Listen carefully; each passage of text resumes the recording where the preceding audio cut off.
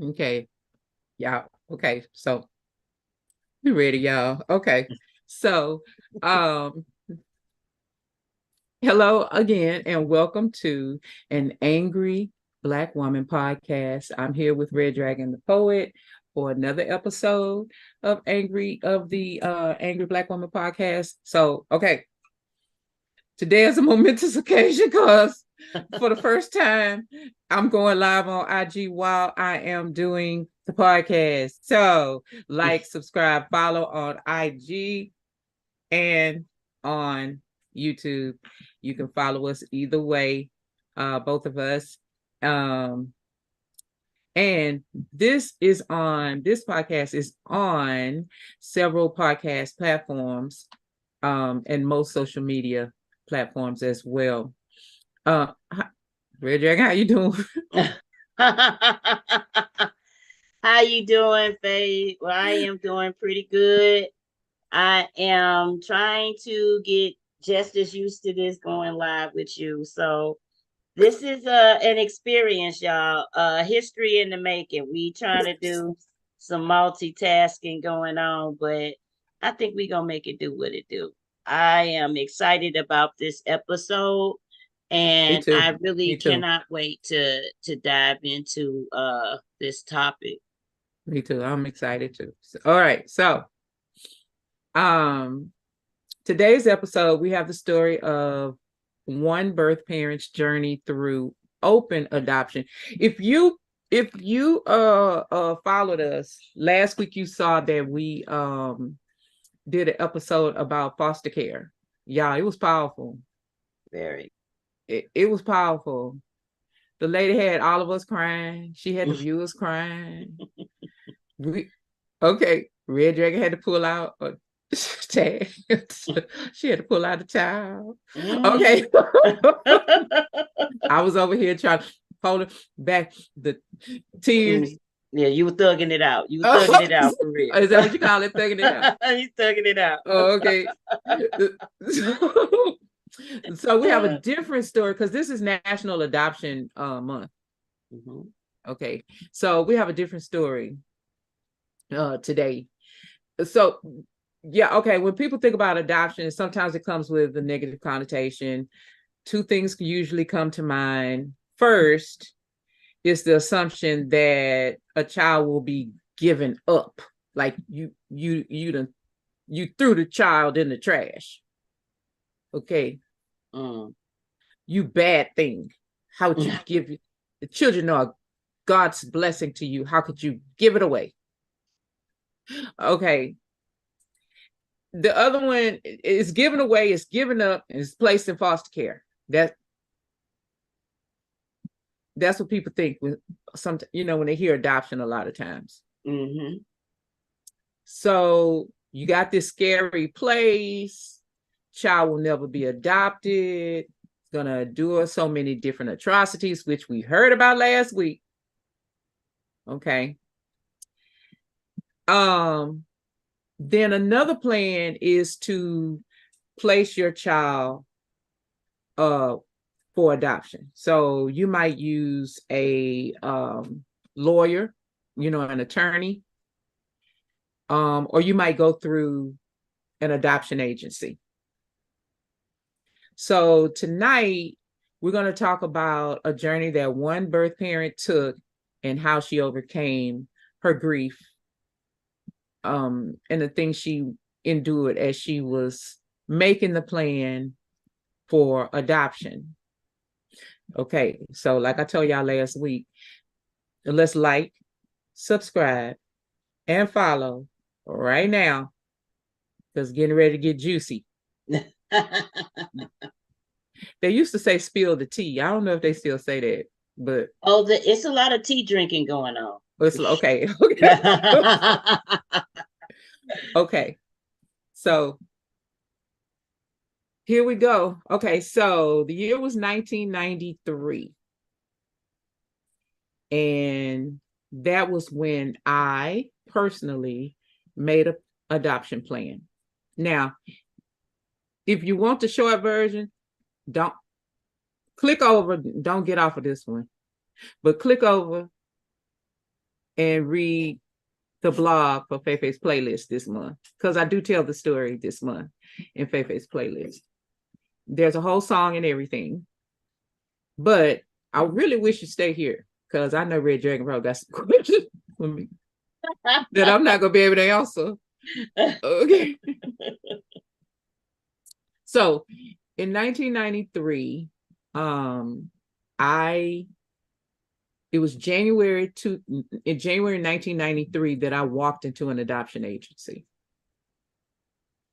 So my due date was in May. So all that first part, I was trying to figure it out. What makes my story slightly different than most adoption stories is that I had already given birth to 2 children. So they were at the time 6 and 3. Well, like 2 about to turn 3. And my adoption placement really was about me changing me fixing me. And I knew that it was gonna affect quite a few people, but at the end of the day, I needed to fix me. And so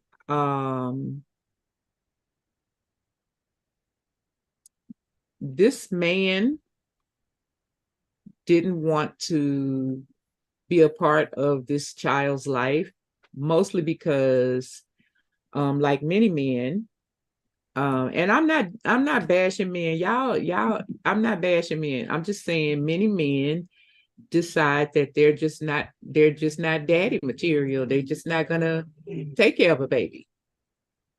It's yours. It's not theirs. They have a lot of different reasons why they do that. They never liked you in the first place. We liked you for a moment. We liked you for a moment. For the long haul. Right. Yeah. Okay. So I decided to fix me. And in January, it was really close to the 1st of January. January of 1993, I walked into what is known here in Houston as DePelchin. It used to be called DePelchin Faith Home.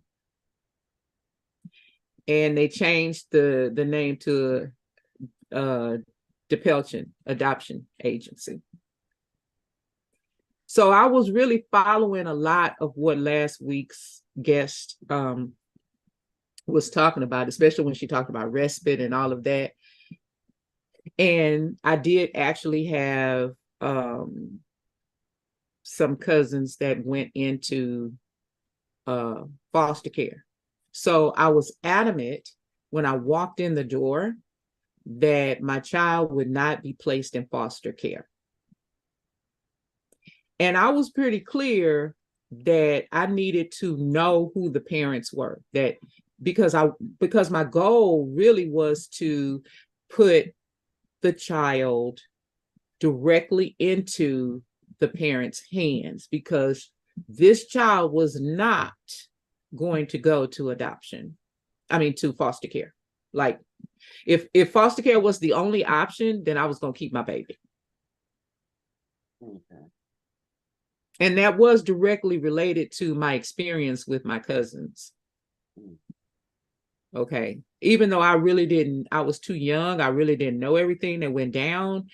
I knew a few things after, we got a certain age and they told us, but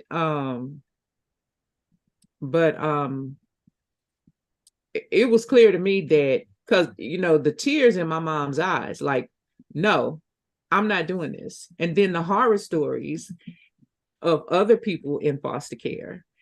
I wasn't going to place my child in foster care. And if that was the only option, then I was going to just keep my baby. So I walked into um, the agency, they assigned me a caseworker. They had me feel like, oh my God, oh my God.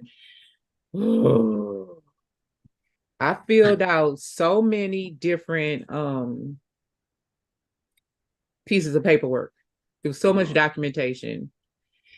And then we started the sessions weekly with my caseworker. So for them, it's really about making sure that you're going to do it, that you want to do it. Okay. That it's, that you're not doing it out of duress, like that you're making a calculated decision to do this. So they take you through all of the process, the grieving, I had to keep a journal. And everything in that journal was about what I might be feeling on any given day related to the adoption. It might be things I need this child to know, like what's my favorite book? What's my favorite color? What their siblings were doing today. Like anything you thought of related to what would help this person when they became 18 and would get these things, you put into this journal. So I walked around with a journal, and I put all of my thoughts in this journal. So as we went along, there were support groups for birth parents as well as adoptive parents. And as we went along, sometimes they would put us together. There were parenting classes for adoptive parents. There were, support groups for birth parents surrounding the grief and the decision, and the process. Now, I will tell you that I ran across 2 or 3 women who heard that I was going to make this plan. And then they said, no, don't do that. Give the baby to one of your family members. So this is the problem I have with African American culture. It's still adoption. Right. We don't want to call it that. We don't. No, we don't call it. If I give my baby to my aunt so-and-so, it becomes aunt so-and-so's baby. Yeah, that's auntie's and baby. we don't talk about it. Right. But I still place my baby for adoption, and I still place my baby for open adoption. Well, right there, I want to stop you because that 3 questions came to mind that I wanted to ask you. And the first being, in that time, you said it was around 1991, 93. No, it was 1993. 93. Now, the 90s, we all know we had a lot going on with single moms and a lot going on with broken homes, because that around that time, a lot of single woman households were coming to the forefront. And as a Black single mom, considering adoption, how did that go? I mean, how did other people that knew you, maybe friends, family, other Black people, how did they react to hearing this? I'm very curious because we often say that's some white people stuff. That's white people. That's exactly what a lot of them said. Really? That's exactly what a lot of them said. Now, with regards to my family, there was a lot of mixed emotion, especially there she go again doing something she don't have no business doing. All of that was going on too. Okay, the shaming. Okay. Right. But there was also a lot of, in my family, there was a lot of, wow, okay, That's a good way to handle that. Okay. Okay. They got it. Like there was those who were, I would say, the closest to me, Mm-hmm. which is a particular aunt. I usually talk about this aunt all the time. Okay. One of my favorite aunt on my mom's side, and a cousin. She was a cousin-in-law. I just call her my cousin, Mm-hmm. because I had her and my aunt were more like older sisters to me Okay. because of the age. Mm-hmm. And so my cousin was the husband who was very supportive. Okay. And my cousin-in-law, his wife, was super supportive. Okay. Right. So I did have a mixed family thing going on. Mm. And then outsiders, it was exactly what you said. Like, how Wow. could you do that? White people do that. Mm. Okay. Very Don't you interesting. know the statistics of having Black children in foster care? Now, I do want to back up though, Mm-hmm. because in 1990, I almost placed that child. Wow. Let me tell you what happened. So I had made the plan, I had gone through a lot of the stuff, and I showed up at the hospital, um, and um, there was so much going on, so much emergency going on when I got to triage. Mm-hmm. I was the least of everybody's worries. Mm-hmm. So when I finally got someone to talk to me, I had a letter from the agency saying, um, we're going to pick this baby up, blah, blah, blah. Mm-hmm. Well, I could never get the agency on the phone. Wow. I was going up to have the baby, and I was on the gurney, and I passed the phone. I was like, stop, wait. And I picked the phone up and called the agency, and it just kept going to voicemail. So when I came out of the hospital with the second child, I just kept him, Mm. because you let me like go through 3 days of being in the hospital, not knowing what to do. Mm. And my family bought milk and all this stuff. And I walked out the hospital with my baby and didn't look back until 1993, when I was like, you know what, girl? Oh, enough is enough with you, girl. I can't with you. Wow. So I went into the agency saying, this is what happened last time. I cannot have that again. Don't make me do this again. Like, Mm. Okay. you always saying reach out for help, reach out. People are always saying reach out for help, reach out for help, reach out for help. And you reach out for help and you don't get the help. Yeah. So in 93, I went in like, listen, I am trying to stop my behavior. And I don't want to abort this child. And you've heard me say this, I'm pro-choice. Mm-hmm. And that means that you have the choice to do what you want to do, but I'm really pro-life, Right. which means that I'm not going to um, kill a baby that is within me. I'm just not going to do it. So this was the only thing that I could see. And then I had to do the hard work behind it to fix myself. Mm. I was the common denominator. So I had to fix myself. So I went in saying, this is what I want. Can I have that?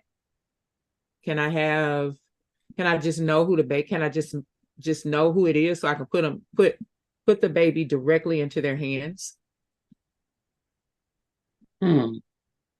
And they were like, well, yeah. As a matter of fact, it's still very new. It had a resurgence. It started in the 70s, but it's now having a resurgence. But it's usually a picture once a year on the birthday. Wow, that's the only contact, a picture once a year on the birth in an open adoption? Back then, yes. Back, okay. Maybe we need to back up and explain the difference, what a open adoption actually is, so we don't lose anybody.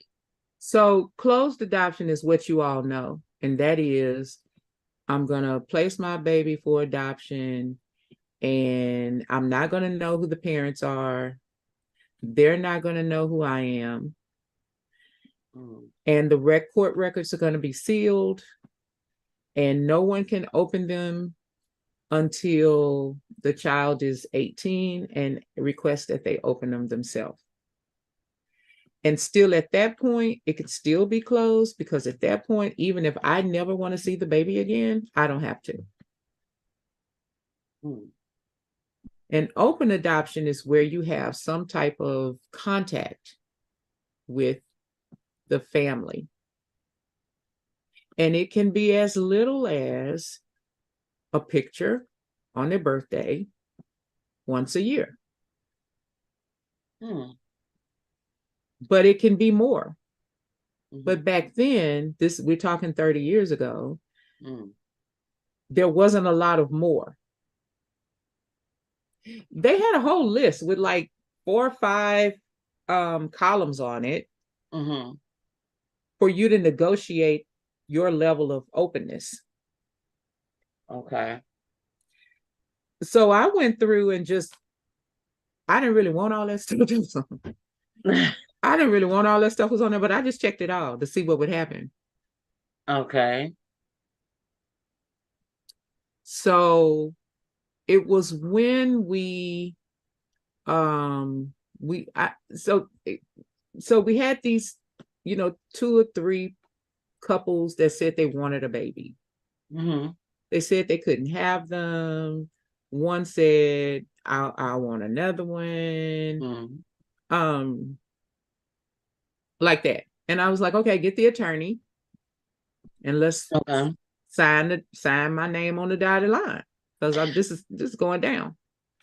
Well, were you afraid of, okay, you're in this process and there's not really, from what I'm hearing, and I could be wrong, a period of time where you get to know the family that you're actually going, that you know that your child is going to go to. So there's no period of time where you actually get to know these people to get a feel to see if that child is going to be in a truly safe environment.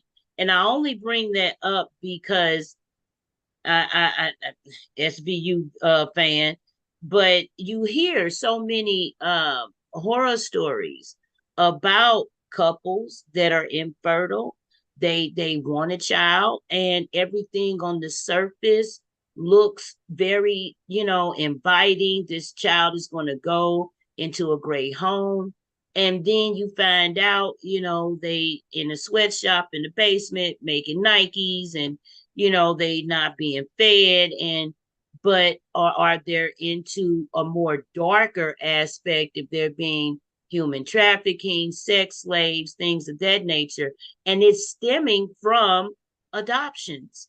So as a parent trying to utilize this resource, as you said, you're reaching out for help, and you recognize, and I want to commend you first of all for recognizing, look, this is something that's in over my head. I want to make sure that I do the very best I can, and this is the best decision that I can make for the well-being of that child.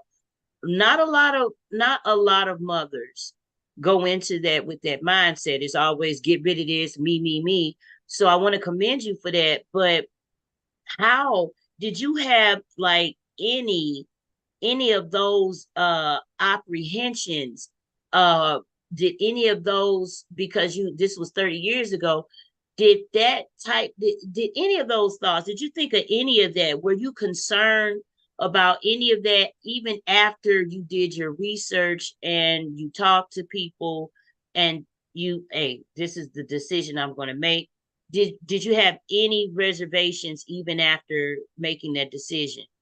Yes to all of the above. Wow. So these three women, Mm-hmm. so it's something to be said for allowing things to go as they will, right? Mm-hmm. Because these three women showed themselves. Like one of them was talking all about baby M and baby Richard were the two polarized adoption stories of the time. Mm. Which basically, the long and short of it was that surrogates um surrogates help these infertile couples to have a baby, but then they didn't want to really give them up. And one of them, it was an international case. Okay, so the surrogate wanted to take the child wherever she came from. Okay. Mm-hmm. And I kept saying, first of all, I'm live right here with you. You're not inseminating me. I'm giving you me and somebody else's kid. That's first thing. Oh, no, no, no, no, no. You're going to come back and you're going to take the baby back. Girl, bye. Yeah. Mm-hmm. I, if I was going to keep my baby, I wouldn't even be here. Like this is hard enough for me to even admit to myself that I was just ratchet. That's the way I felt. Okay. Okay. Mm-hmm. I need to fix myself and I need to make sure that I'm able to continue to take care of the two I got and put this one in a better situation and fix it. If I keep all three, I'm gonna have to be on welfare like for real. Mm. And we all know what connotation came with that. Yeah. Okay. So how do I fix it? Okay. This is the best way I can fix it. So these women showed themselves. I God spoke for that. It was like, oh, okay, I hear you, God. That's not who I'm supposed to. Mm. This is a good decision that you would have me make. But these women, there's something wrong in their household. Mm. Okay. And I'm not putting my child in foster care. So we get all the way to and along the way, the agency is placing it a notice in the paper that this is about to happen because the birth father refused to answer any of their letters. Mm. And you had to have the consent of both. So there's a stipulation in the law which allows you to repeatedly announce it in the newspaper, in Mm-hmm. the media. And then after so long, if they've still not answered you, then you can take away the rights of the unanswered party. That Mm. you have to have given him enough time and show your documentation where you tried to talk to him. Like they had to document, I even had to document when I talked to him. Wow. So um and again, he didn't want this type of adoption. He wanted to give the baby to his grandma. Right, that part. No, no, no. Okay. No, no, no. We're gonna be adults. Right. If you don't want to fix yourself, I'm gonna fix mine. Right. Mm. Mm-hmm. So we went on until we got to May. Mm-hmm. And I was 2 weeks out from my due date. I mean, this whole walking, real slow, your back aches and all of that, like I was there. And I had been invited to a support group with um, adoptive parents and birth Mhm. parents. Okay. Now, just this is how God works. I was the only birth parent that showed up. Wow. So I was sitting there defending myself against all these adoptive parents. And here's the crazy thing about adoptive parents. It's okay, but to a birth parent, and we kind of talked about it a little bit last week. Adoptive parents, like, they get to pick and choose if the child have red hair and green eyes and Hmm. all of that. Okay. So I'm fielding these types of questions.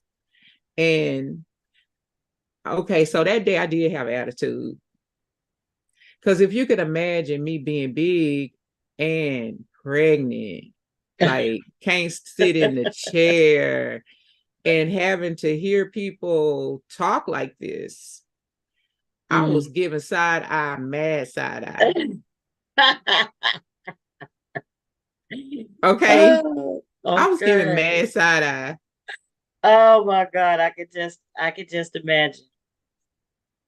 We've come from January to May. I've written a goodbye letter to this child. Like, I've given my whole family medical history.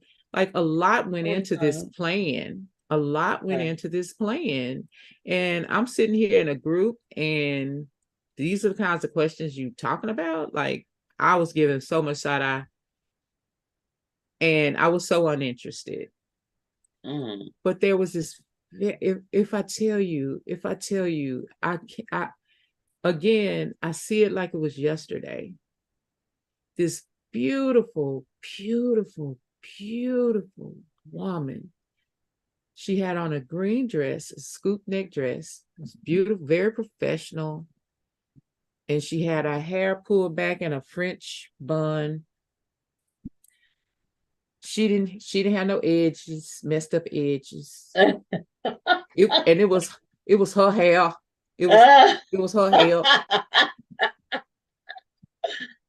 Oh my goodness. She was sitting with her great posture, and she was speaking the Queen's English. Mm. The Queen's English. Oh, she was really put together. Yeah, she was put together. And I tell you, my baby started like moving, Uh-uh. and my baby would move every time this woman spoke. So Mm. the woman spoke, and she started telling her story, which she couldn't have children because she had been very athletically active when she was a teenager, and she had endometriosis. Mm.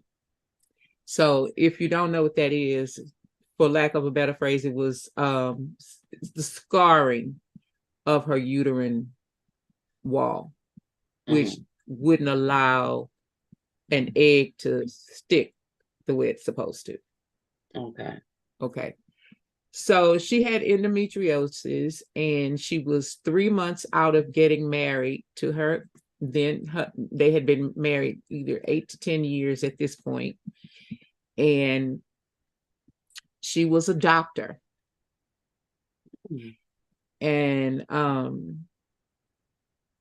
And she says that when she was in her hospital bed with this thing, and she's crying and she's trying to break it off with him because she could not give him children. And he says, but I'm not marrying you for your children, I'm marrying you for you. Very sweet. Very mature.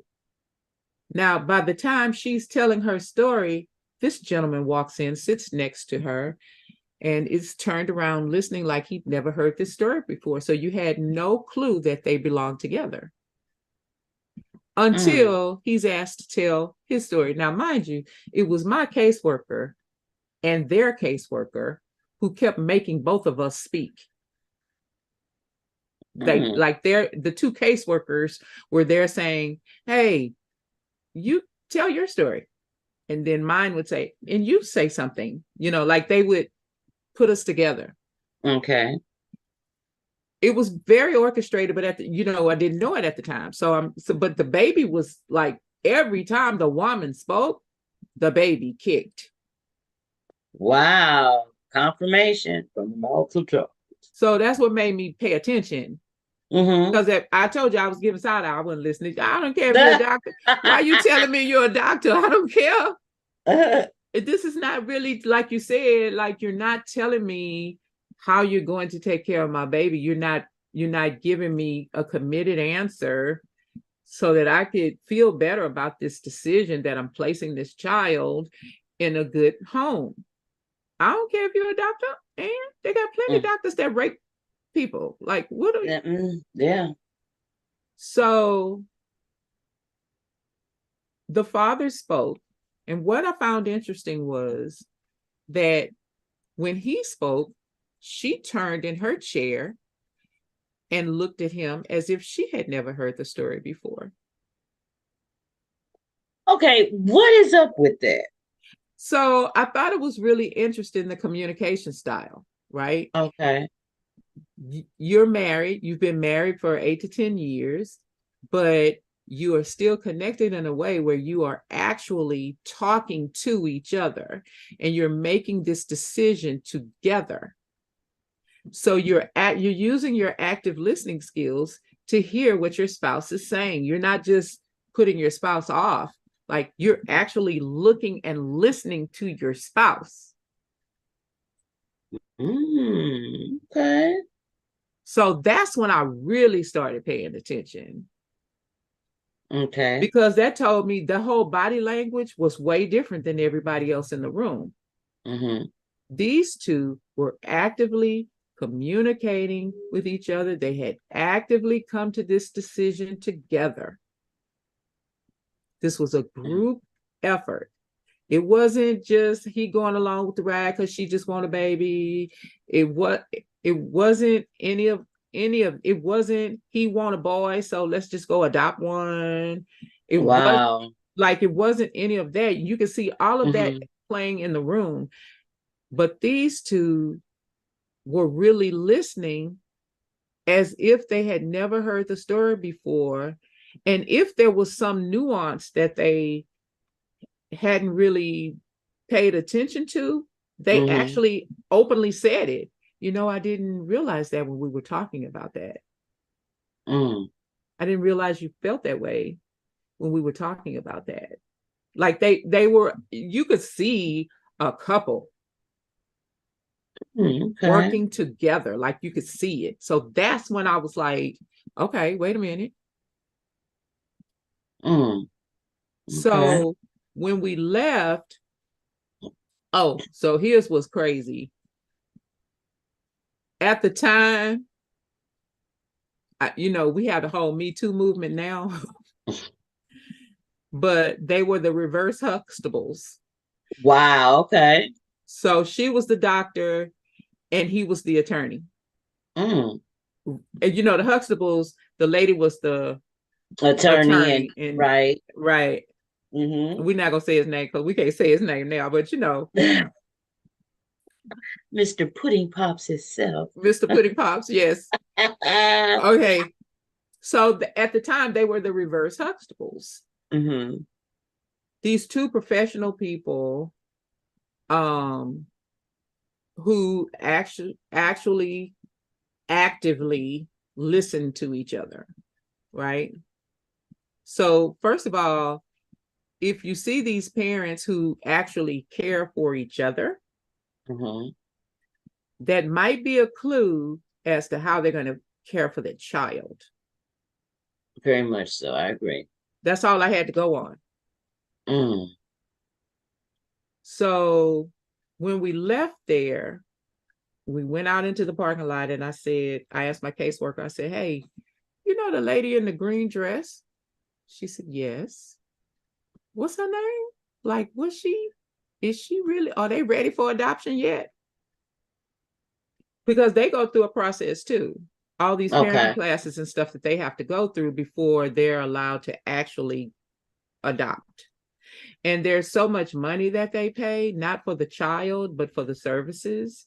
Mm-hmm. Um, so they have to have all of that squared away, background checks and all that.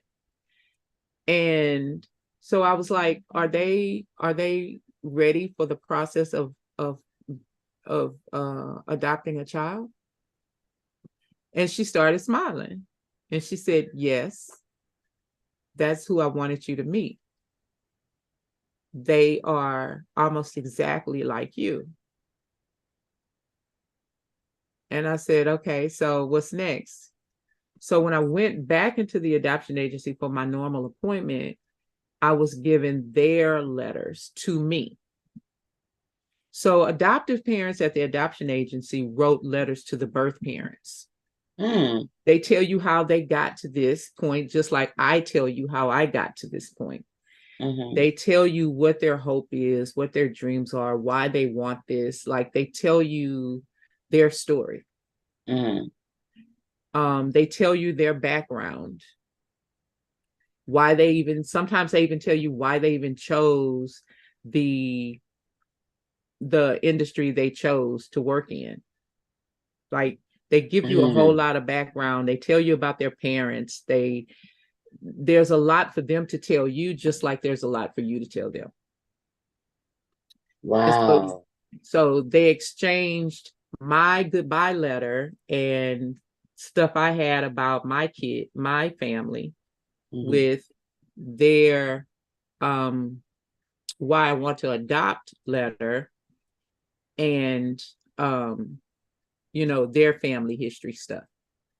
Before we go on, I just wanted to real quick touch base. At this point, last our other episode when we spoke upon the resilience of surviving the foster care system, it the stark contrast. You just mentioned that the parents where or the place where the children were about to go into, um in this type of situation, people are exchanging letters, intentions, they're communicating. There is a very thorough process for placement, as opposed to if they are going to be entering into the foster care system.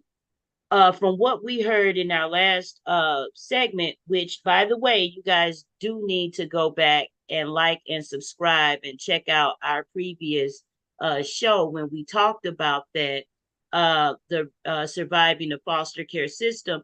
When those children are ushered in, there is no screening, there is no thorough like looking for the best interest, and that just really resonated as you're telling this story about the processing, this process that each party goes through, and the psychological evaluation. Are you ready for this? Can you handle this?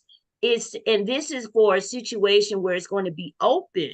There's going to be communication of some sort, either minuscule or large scale.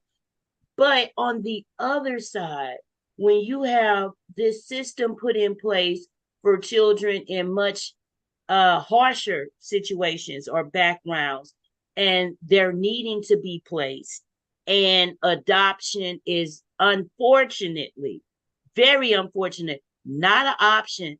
So they're into this foster system where there is no screen.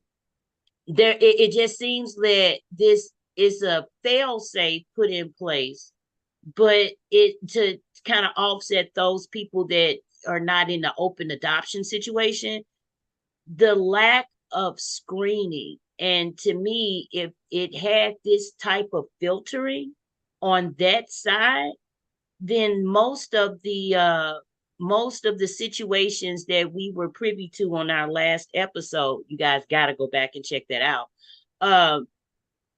It could have been avoided or deterred, or could have a lot of children could have been less impacted or traumatized But if remember, they had remember this type though, of filtering in place. but remember the stats though. There are so many children, and there are so many children who are already of a certain age who are being placed into these homes.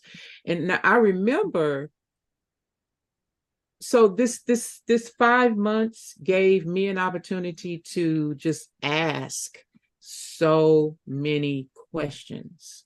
Mm-hmm. At any point I could have turned around and was like, yeah, that's yeah, mm-mm. I want to ask the anybody of our listeners if they can weigh in, uh, because I'm just hearing this. I'm really taken aback because it just seems that there is so much more consideration on the adoption end to screen people than there is on the foster care end, where it seems like, it's It's not as over. much. It's Mm-hmm. not nearly, It's and not it kind of nearly makes as me much. wonder Mm-hmm. about, is the well-being of the child truly at the center when you get these two sides of alternative care for children, alternative placement outside the family. Yeah. I mean, it took them 2 weeks. They went out camping. They took a camping trip and 2 weeks. And now my baby was coming, and I still didn't have anybody. Mm-hmm. 2 weeks. And they like maybe 2 days before I went into labor, my caseworker was like, hey, they answered. They said yes. I was like, oh, okay. They didn't have any more questions. Like, and she was like, well, the only thing they were worried about was the baby was going to be short because your family's short. Uh, And I was like, what? oh my And they were goodness. like, this is what adoptive parents do. I was like, okay, then. Okay. Okay. Now I didn't let it go. Mm. I calmed down, but I didn't let it go. Oh my goodness. So we went into negotiation.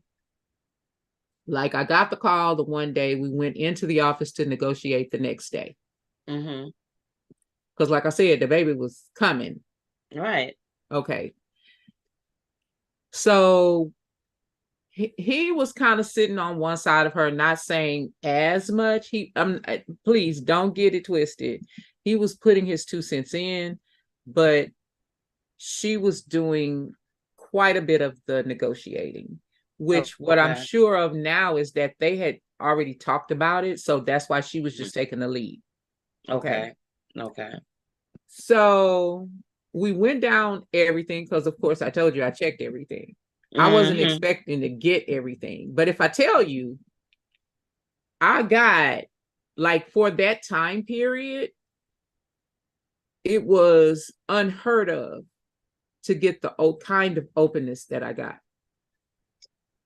So there is a certain limitation that they put on how open the adoption can be. So you negotiate with the parents. So if they're against birthday parties, so if you get the letter and the picture once a year on their birthday, you could possibly also go to their birthday party. Could possibly, oh my, Right? The yeah. adoptive parents have to say, sure, we're okay with that. Wow. Right? So I can't tell you everything that was on the list, but I will tell you this. Okay. I was included in pretty much everything this child did. So from beginning, I went to birthday parties. We had play dates with her siblings, her older siblings, my other two. We went to everybody. We went to all the children's extracurricular stuff. Okay. So she went to the choir stuff that my son was in. She went to the tennis matches my son did. She was at the dance recitals of my oldest daughter. She was at the plays of whichever child. And we were at her plays, and we were at her basketball things, and we were at her piano recitals, and we were, her mother and I had what we call desk lunches, Friday desk lunch. And so I would be at my desk, she would be at hers, and we carved out an hour to actually eat and chomp in each other's ear. We laughed about that. And we would talk. Like, she would tell me about the trip they took to Aspen and what the child did and said, and I would talk about whatever I talked about. They were both, mother and father were in the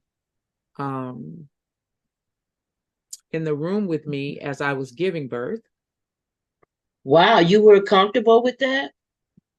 Yes, because what I wanted was a family who would be a part of everything that as much as I could get, I wanted.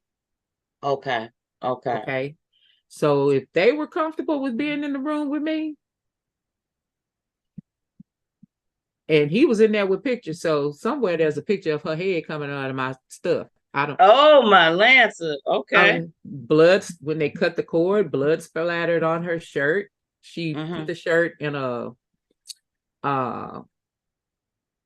plastic bag as a memento for the child, that she was there in the room when the child was born.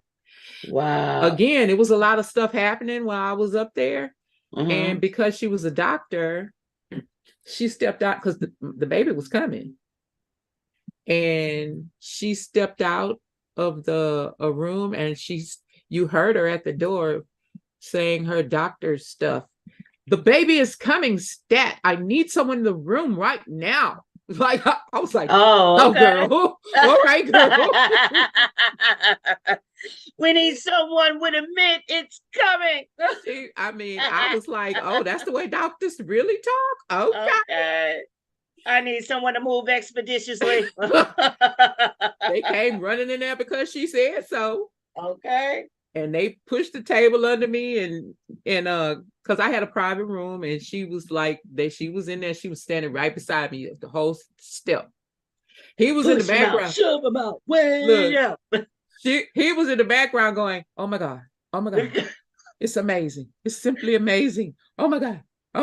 He just kept saying that. It's amazing. It's simply amazing. Oh my God. Then she came out, and she was annoyed. The baby was annoyed because they took her, and they have to make sure they had to clean out all the stuff, they have. So she was annoyed because they was messing with her. And I just looked at her adoptive mom, and I smiled, and I said, I told you she was gonna have my temper. She was like, I got you. Like that. When they took us to what do you call it? Where you rest up a little bit. Recovery, yeah. So when they took us to recovery, she followed the baby. I went straight to surgery and had a tube ligation. Oh, okay. So that's how I ultimately fixed part of the problem. Okay. The physical part of the problem, right? And so because I was in there trying to make sure that they did what they were supposed to do and not mess up, like I was looking at it through the light fixture, I could see the whole surgery happening in the light fixture. And they kept putting epidural in me to try to make me go to sleep, and I wouldn't go to sleep. So it took me a little while to wake up. So anyway, so so I woke up, and then they brought the baby to me, and she was there. She came in the room, and she was like, and we were very respectful of each other. Like, she came in and she was like, "Is it okay if I come in?" Like, she genuinely was wanting to give me that time. And I said, of course it's okay for you to come in, because this is the time when you bond the most. She's got to hear us both. She's got to hear us both. And she just kind of smiled at me. She sat on the side of the bed, and I was like, okay, now you hold her. I'll talk because I'll be around, but you hold her. You talk to her. Let her smell you. It's you. And so I was just there at that point just to give that first week, that colostrum, the first week of breast milk. And but she was there the whole time. Like, she took maternity leave and everything, and she was with me in the hospital. She knew what time to come when they were gonna give me the baby or whatever. She went in to I told them to let her go in to be with the baby in the nursery without me. And everybody on the floor, all the nurses and stuff, they were like amazed about this plan. And they thought we were actual sisters. So we decided that our relationship would be that of sisters. That was really great. Yeah, we just felt that kindred spirit. So the moment we were deciding that, we were kind of crying or whatever about it. And the nurse walked in and she was like, "Y'all okay?" We were like, yeah, it's happy. We're good.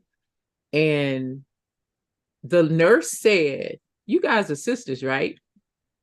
You giving your baby up to your sister, right?" And I said, "Kinda." And so she looked, and I was like, "We're not sisters, but we just decided," that's why we were crying. We just decided that we would be sisters. And she just kind of looked, because again, there it was. If you're going to give your baby away, you're going to give it away to someone in your family. Right. Those stereotypes, yeah. It's taboo. It's taboo to give your baby to someone else. Yeah. And leave it to the nurses to get the tea. They always send the nosy one in because they know she's going to get all the information. So we were, if everybody, y'all don't know, I sit up under a fan. So we, I came out of the hospital 2 days later. I took her to meet her siblings. We changed diapers for a whole day. We played, whatever. We did what we did as a family. I named her. And then later that evening, we went to the adoption agency. We signed more paperwork while they were signing more paperwork. And we went straight into a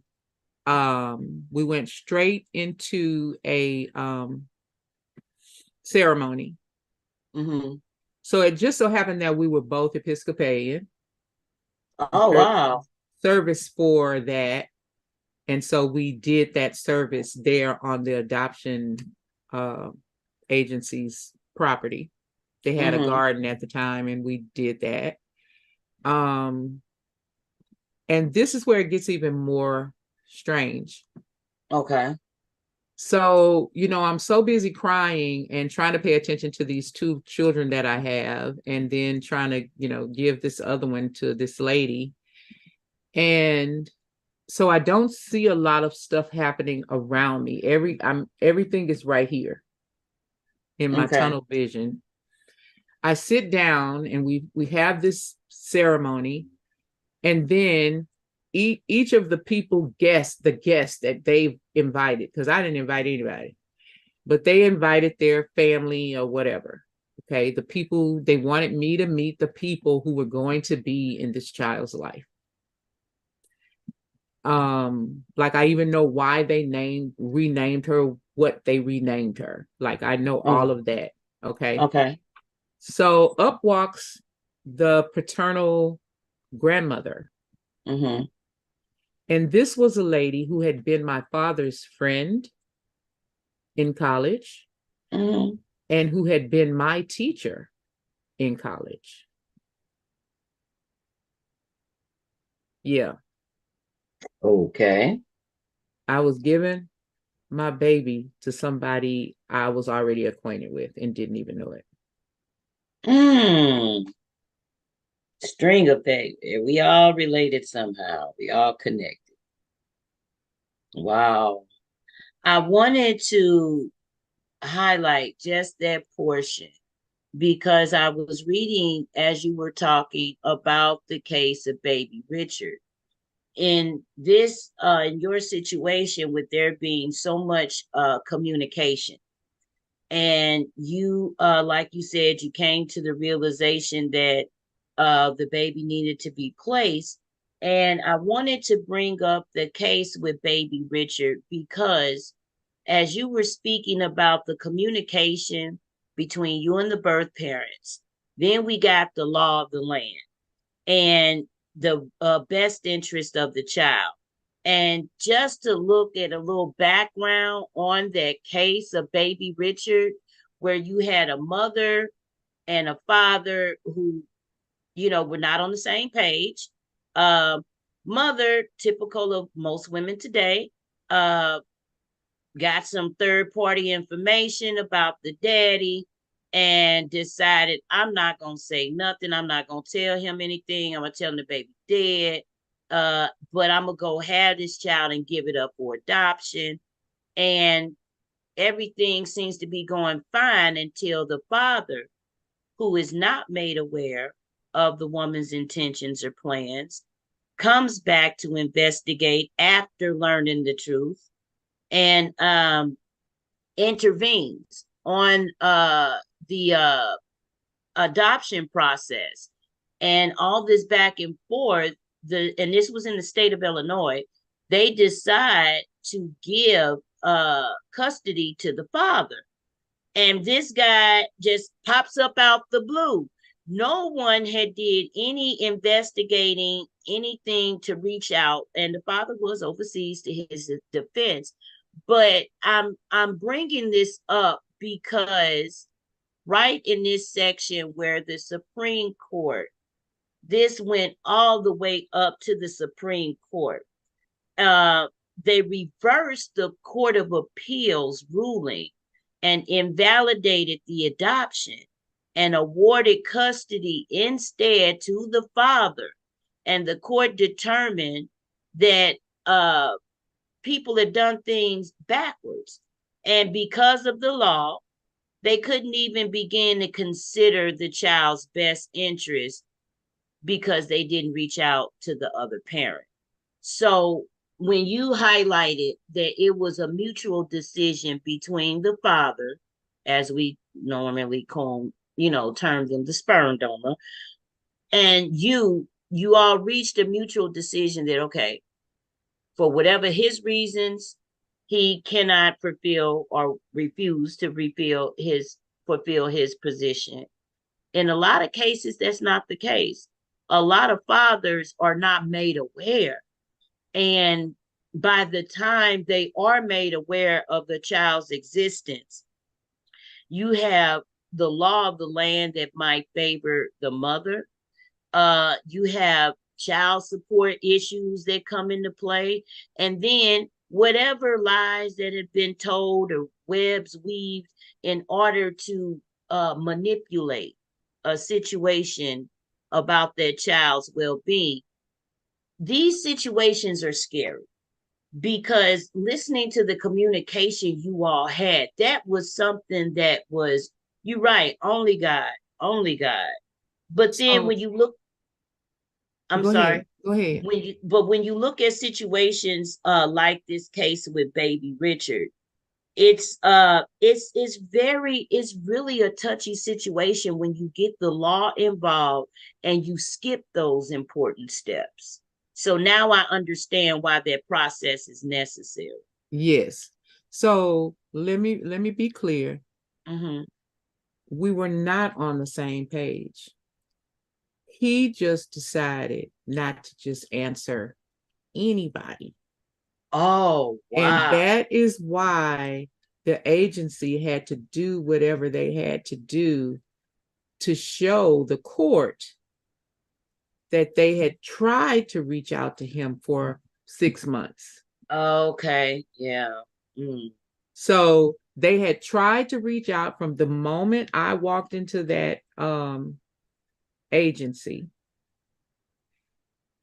And then he still had another 3 months Wow. before it became legal.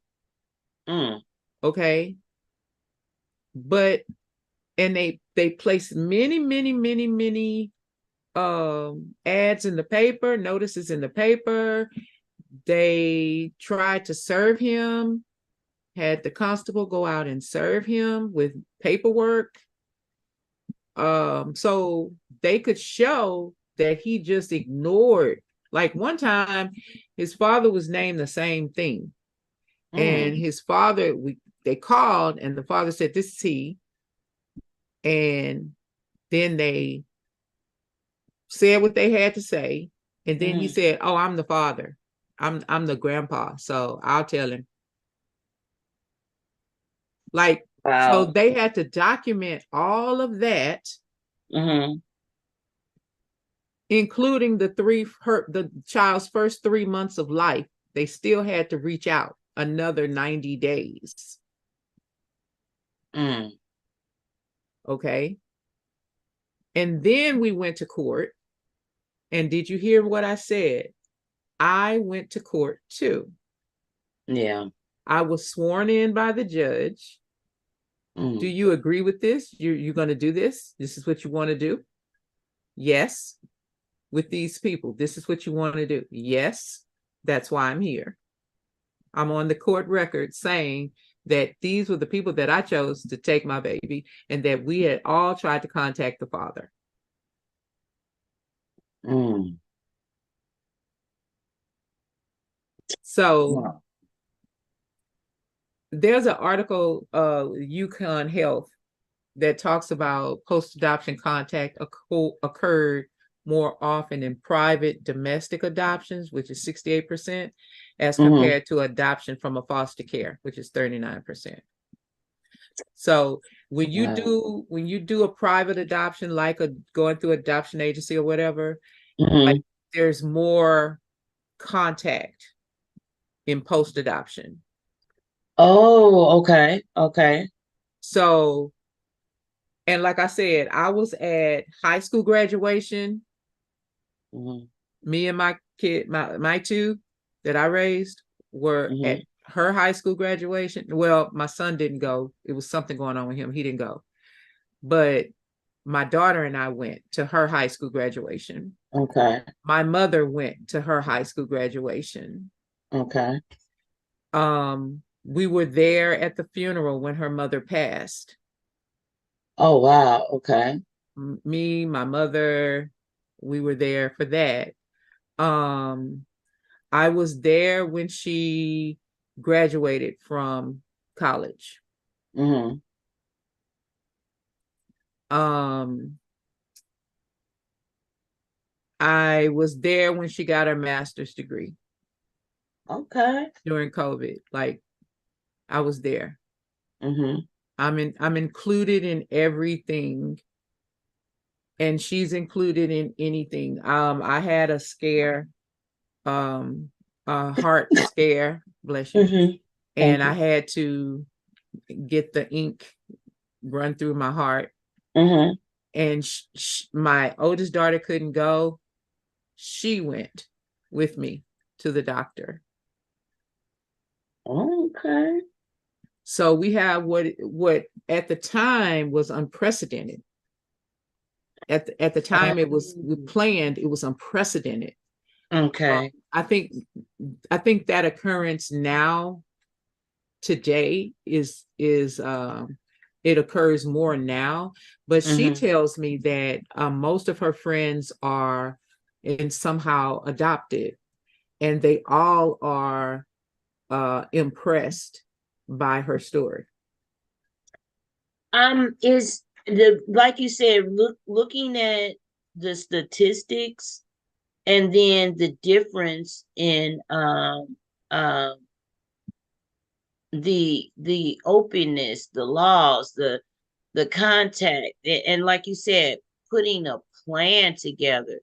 I think that with you being so thorough and making it very clear about the dynamics, because you utilize your position as the birth mother, and then in relinquishing that responsibility on to the adoptive mother, the fact that you incorporated a plan where it was not one-sided, it was a whole complete team effort.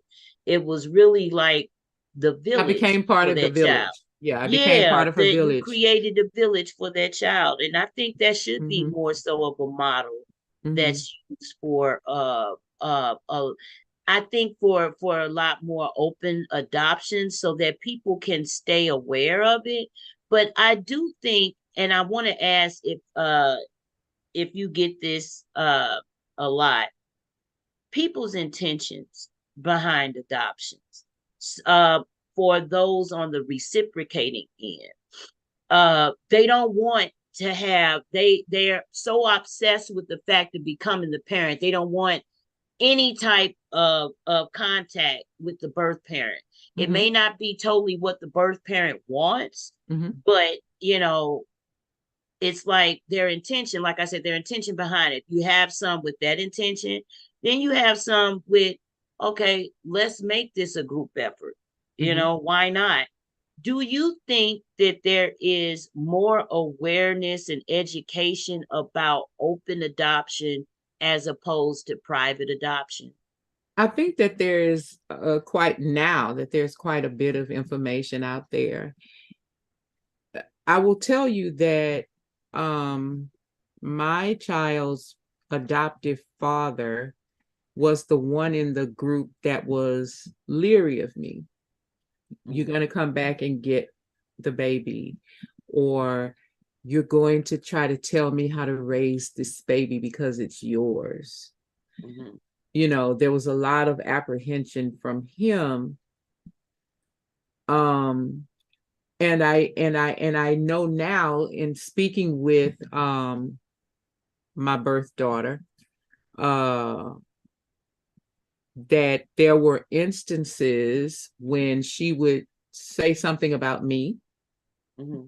and her adoptive father and her adoptive family, because by now her mother's passed, but they would feel, and I can't blame them, but because it's human nature, but they would feel like, but we're your family, but we're your family. So it maybe goes to the back of their mind, but Mm-hmm. it never goes away, that Oh, okay. they feel like they do begin to feel like this is my grandchild.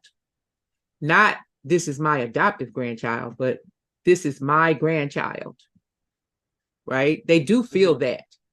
Mm-hmm. Her father, this is my daughter, not this is my adoptive daughter. This is This my, mine. Right. right. They do feel that. I even have a friend who adopted both children, Mm-hmm. a girl and a boy. They had a closed adoption, and later the children reached out to find their birth parents. But like, that's my son. Those are my grandchildren. Mm-hmm. That's my son, right? That's my daughter. Mm-hmm. Okay. So they do know that that's their child, but sometimes in an open adoption, Mm-hmm. especially if the child talks about the birth parent, Every once in a while there it'll rear its ugly head, and then they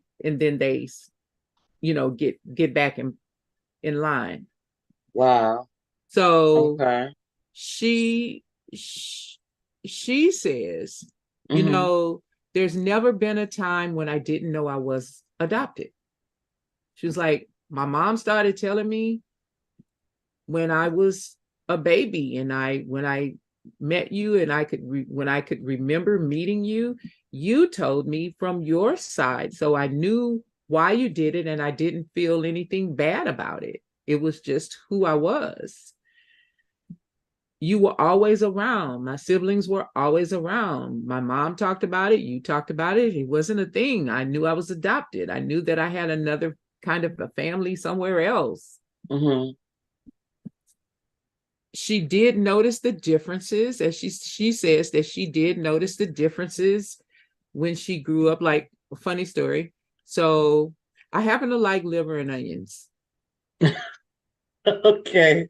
I can Okay. tell where this is going. Ah. So one day we were talking on the phone, and she said, "Oh," and I said, "What? What happened?" She said, "My granddad went to the diner and got me some liver and onions." And I said, "Really?" She said, "Yes. And let me tell you how I eat it. I eat it with some pico de gallo and hot sauce and some jalapeno peppers." And I said, "Really? You do, huh?" She said, "Yeah. Do you like liver?" And I said, "Yes, I do. It's one of my favorite dishes to eat." "Really?" I said, "Yes." She said, "So how do you eat it? How do you garnish it? What do you do?" I said, "I eat it with pico de gallo, hot sauce, and jalapeno peppers." Wow. So you can't get away from DNA. Right. You can't, yeah. You can't get away from DNA. So now that she's an adult, the contact is not between me and the adoptive father. It's Mm-hmm. between me and her. I don't talk to him. Matter of fact, I haven't talked to him since one of his he has now remarried and had a birth child of his own. Mm-hmm. And my birth daughter invited me to go see this child in a play. Oh, okay. Okay. And so it was a hello goodbye kind of thing, Oh, because okay. I don't have to go through him anymore to talk to her. Like I said, Okay. she's 30 now. So I don't have to talk to him if I don't want to. I'm not gonna be calling you up, "Hey, can she come out for a play date?" Because Okay. he Yeah. doesn't live with him anymore. But like, Okay. she's always known that she's adopted, and our story is, and her friends say that our story is like so different from theirs. Mm. Yeah. And it's unfathomable that they would be able to even have a story like that. So, but anyway, girl, we've been on here a long time. This Tell was a them, very good topic. It was a very good story, and yeah, tell I them how they can reach you. well, you guys can catch me, Red Dragon the Poet. I am. Let me see. Y'all can catch me on Facebook as Infused Black Butterfly, and you can catch me on Instagram, Red Dragon the Poet, Infused Black Butterfly. Facebook, I'm under Trap Treat as well as Red Dragon the Poet. I'm all over the place. So you guys can catch me doing that, and you can catch me every other Monday right here with you, Miss Phaedra. All right. In the meantime, like, subscribe, follow, and visit our webpage.